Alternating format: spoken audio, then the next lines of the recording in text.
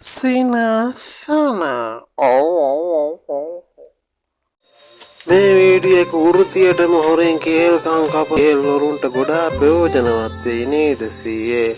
අය ඉතින් තමන්ගේ වෘතිය සද්ද බද්ද නැතුව කරගත්ත හැකිනේ. කේල් වවන මිනිස්සු අපිත් එක්ක තරාවේ ඉඳන්නේ හොරෙන් කේල්කම් කපන හැටි කියලා දුන්නා කියලා. මම ඉතින් අයිතිකාරයෝ වුණත් නෝනට හොරෙන් කේල්කම් කපන මහත්තයාට හොරෙන් කේල් කපන නෝනලට එහෙම තනියෙන්ම කේල්කම් කප විකුණ ගන්න හොඳයිනේ මේ වීඩියෝ එකේ. එහෙන් පුතාට කියන්න මට මේ ළඟදී ඊරියකා හම්බ වුණා. මට බය වුණා නේද කියලා ඊරියා කෑවුවා. මම කිව්වා කොහමඩත් ඔබතුමාට බයයි. පුළුවන් නම් අපේ ගෑණියෝ බය කරලා දෙන්න කියලා මට කියන කිසි දෙයක් අහන්නේ නැහැ කියලා.